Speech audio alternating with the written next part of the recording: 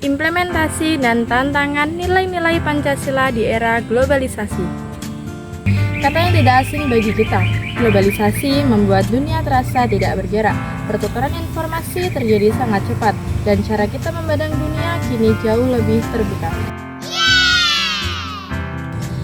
Saya dulu tidak menyangka jika berbicara dengan teman mancanegara merasa ada di ruangan yang sama. Ternyata perbedaan tidak menjadi penghalang. Berbicara dengan orang lain dari latar belakang berbeda membuat saya sadar bahwa perbedaan bahasa, budaya, dan kebiasaan bukan hambatan, justru menjadi pengalaman baru yang memperkaya wawasan. Adapun dampak buruk dari globalisasi bangsa kita, terutama di bidang sosial, diskriminalisasi suku bangsa, sikap intoleran, maraknya individualisme, dan penyalahgunaan media sosial, dan masih banyak lagi. Saya akan menjelaskan dari dampak negatif dan dampak positif penggunaan media sosial di era globalisasi.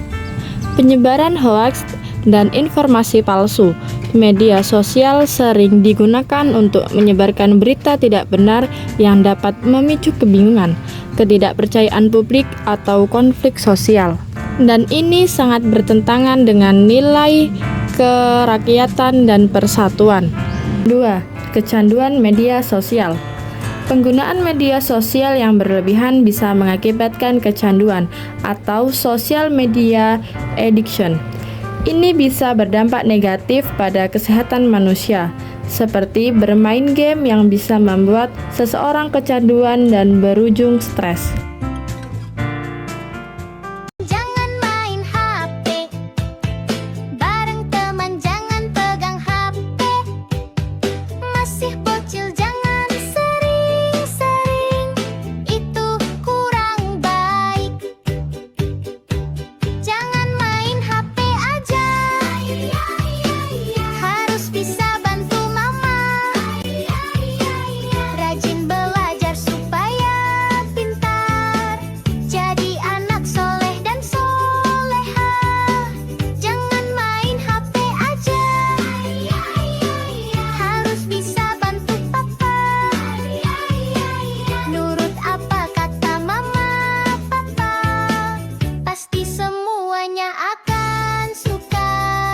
Salah penggunaan media sosial sangat berpotensi merusak nilai-nilai dasar Pancasila seperti persatuan, kemanusiaan, dan keadilan sosial. Adapun dampak positif dari penggunaan media sosial, seperti yang saat ini sedang kita rasakan. Peran internet dan media sosial sangat penting bagi korban bencana, karena melalui platform tersebut mereka dapat membagikan kondisi lapangan secara langsung. Informasi yang dibagikan membantu dunia melihat dan memahami situasi sesungguhnya tanpa ditutup-tutupi, sehingga empati, perhatian, dan respon bantuan dapat meningkat. Dampaknya, masyarakat global tidak hanya mengetahui apa yang terjadi, tetapi juga menyadari besarnya perjuangan para penyintas dalam bertahan, bangkit, dan saling membantu di tengah keterbatasan. Dengan memahami kenyataan tersebut, dunia menjadi lebih peka terhadap penyebab dan pola bencana, serta terdorong untuk memperbaiki sistem mitigasi, memperkuat solidaritas, dan melakukan langkah pencegahan agar kejadian serupa tidak lagi terulang. Inilah mengapa suara para korban melalui internet bukan hanya laporan keadaan, tetapi juga wujud perjuangan untuk mencegah penderitaan yang sama di masa depan. Saya juga akan menjelaskan kesimpulan dari penggunaan media sosial. Media sosial merupakan bagian penting dari kehidupan masyarakat modern dan memberikan dampak yang sangat luas dalam berbagai bidang. Di satu sisi, media sosial memiliki dampak positif yang signifikan, seperti yang kita rasakan saat ini, memudahkan kita dalam berkomunikasi tanpa batas, tanpa jarak, dan tanpa meluangkan banyak waktu. Mempercepat penyebaran informasi, menjadi ruang untuk belajar, berkarya, dan berpendapat, serta membantu memperkuat solidaritas sosial terutama saat terjadi bencana dan keadaan darurat seperti yang sedang menimpa kita saat ini. Dan media sosial juga dapat membuka peluang baru dalam pendidikan, ekonomi, dan kreativitas generasi muda. Namun, selain itu, penggunaan media sosial juga memiliki dampak yang negatif jika digunakan secara tidak bijak.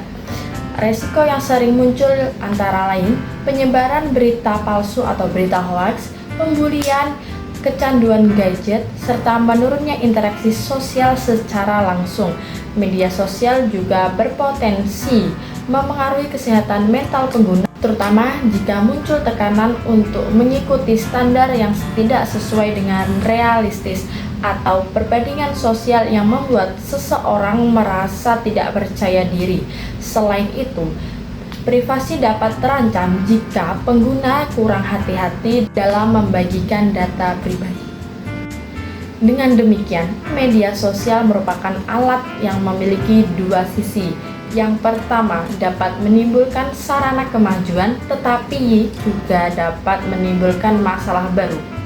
Kuncinya terletak pada diri pengguna, terutama generasi muda saat ini yang mampu menggunakan media sosial secara bijak dan kritis, serta bertanggung jawab. Pemanfaatan yang tepat akan membawa banyak manfaat, sementara penggunaan yang tidak tepat atau tidak terkontrol dapat menimbulkan dampak yang negatif bagi diri sendiri maupun orang lain. Oleh karena itu, pendidikan literasi digital, etika bermedia, serta kesadaran akan kesehatan mental sangat penting untuk memastikan media sosial berperan sebagai kekuatan positif dalam kehidupan bermasyarakat. Soekarno pernah bilang, tidak ada dua bangsa yang berjuang dengan cara yang sama. Setiap bangsa mempunyai cara perjuangannya sendiri-sendiri, mempunyai karakter tersendiri. Oleh karena itu, pada hakikatnya bangsa sebagai individu yang mempunyai karakternya sendiri.